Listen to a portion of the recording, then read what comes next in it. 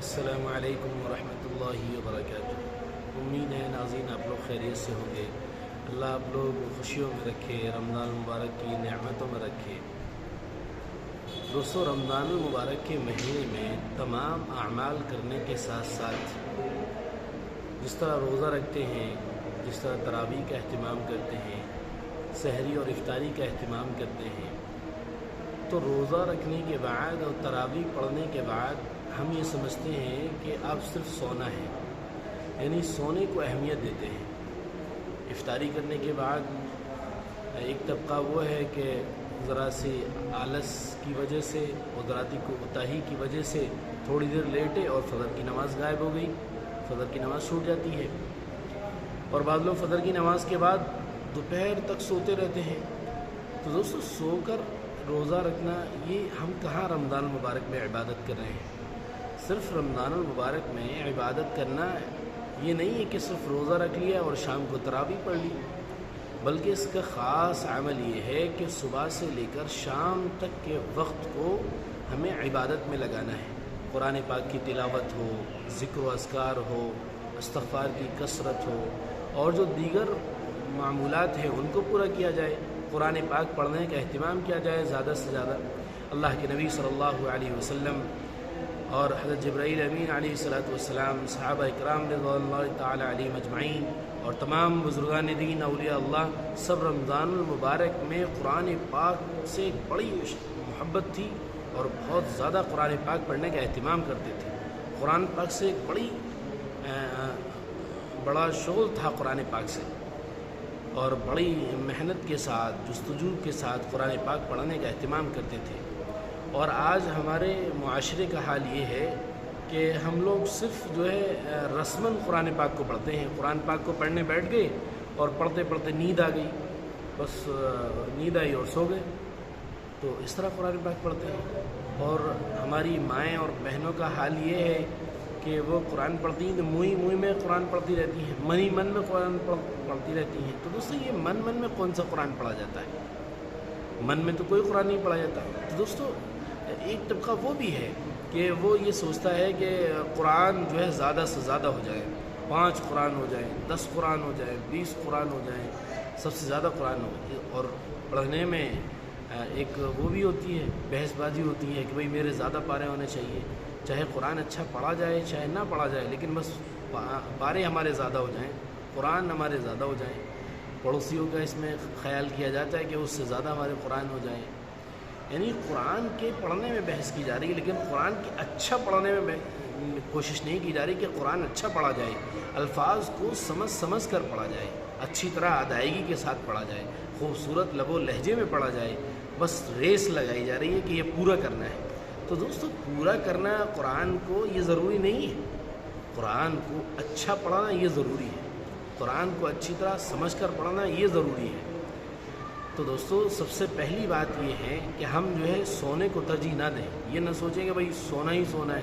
بعض لوگ سو جاتے ہیں، اب وہ دوپہر ظہر تک سو رہے ہیں، بعض لوگوں کا حال یہ کہ وہ ظہر سے عصر تک سو رہے ہیں، تو سو کر روزہ پورا کیا جا رہا ہے۔ نہیں دوستو، یہ رمضان المبارک کا مہینہ پورا مہینہ عبادت کا ہے، اس کا صبح سے لے کے شام تک اور پورے قیام اللیل، رات کی عبادت اس میں شامل ہے۔ صرف یہ نہ ہو کہ مطلب روزہ رکھ لیا اور رات کو تراویح پڑھ لی۔ تو دوستو، آپ کو ان 2-3 چیزوں پر اہمیت دینی ہے۔ سب سے پہلی بات، سونا کم سے کم کرنا ہے۔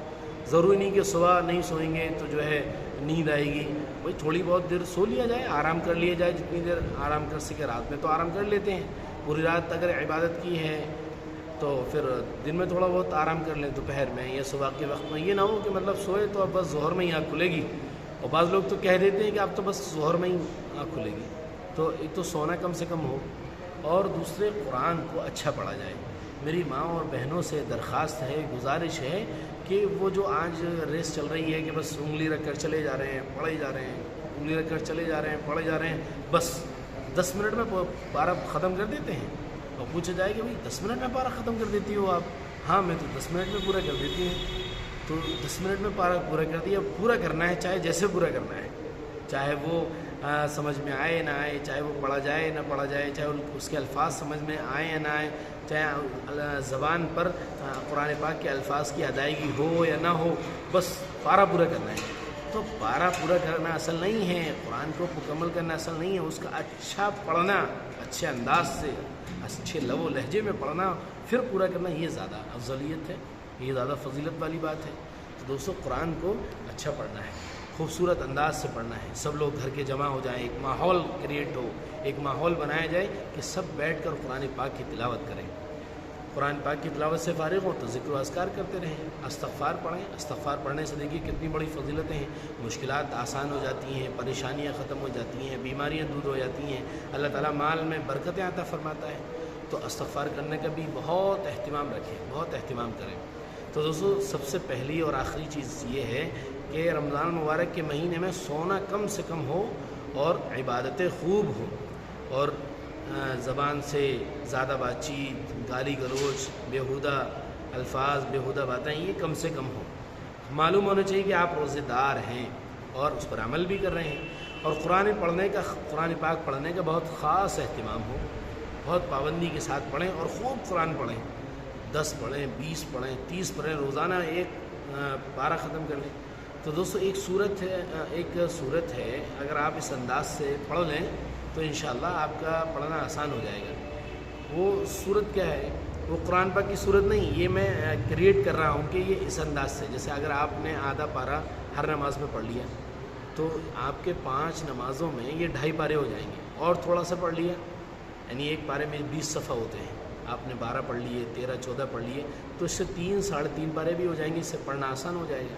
اور اگر آپ ایک ہی وقت میں بیٹھ کر زیادہ پڑھو گے تو پھر اکتاہٹ محسوس ہونے لگے گی، نیند آنے لگے گی، اور اکتاہٹ محسوس ہوگی، آپ قرآن بند کر کے سو جائیں گے۔ تو ہر نماز میں پڑھنے کا اہتمام رکھیں، فجر میں، ظہر میں، عصر میں، مغرب میں، تراویح کے بعد، ہر نماز کے بعد پڑھنے کا اہتمام رکھیں گے تو انشاءاللہ ہمارے قرآن آسانی کے ساتھ اچھی طرح پورے ہو جائیں گے، مکمل ہوں گے، خوشی ہوگی پڑھنے میں، دل لگا کر پڑھیں، جستجو سے پڑھیں، ایک اچھی خوشی کے ساتھ پڑھیں، سمجھ کر پڑھیں، یہ نہیں رسماً بس ہمارا لسٹ میں نام آ جائے کہ میں نے 10 پورے کر لیے ہیں، میں نے 20 پورے کر لیے، یہ نہیں، ہمیں اللہ کے لیے پڑھنا ہے، اللہ کو راضی کرنے کے لیے پڑھنا ہے، اللہ کی کتاب ہے، قرآن پاک اللہ کا کلام ہے، اللہ کو راضی کرنے کے لیے پڑھنا ہے ہمیں۔ تو ہم پڑھ رہے ہیں، یہ ہمیں اللہ کو دکھانا ہے، اللہ دیکھ رہا ہے ہم کیا پڑھ رہے ہیں، تو اس پر غور رکھنا ہے، اس پر نہیں رکھنا ہے کہ بھائی جو ہے اس رمضان میں مجھے ریکارڈ بنانا ہے کہ جو ہے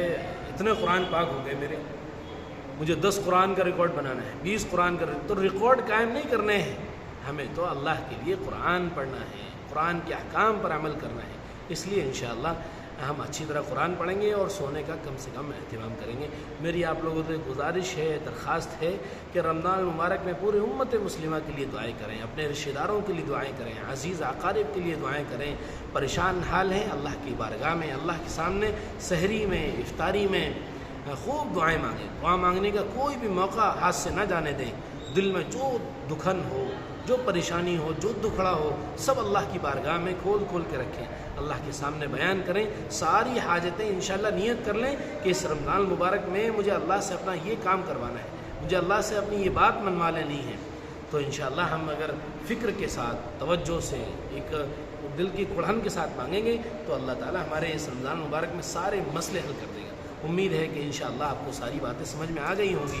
اللہ رمضان المبارک کے اس مہینے میں مجھے بھی عمل کرنے کی توفیق عطا فرمائے اور ہم سب کو عمل کرنے کی توفیق عطا فرمائے، اور ہمارے جتنے ویورز ہیں اللہ تعالیٰ ان کی زندگیوں میں خوب خوشیاں عطا فرمائے، برکاتیں عطا فرمائے، اللہ تعالیٰ خوشیوں والی زندگی عطا فرمائے، رمضان المبارک کی ساری نعمتیں حاصل کرنے کی توفیق عطا فرمائے۔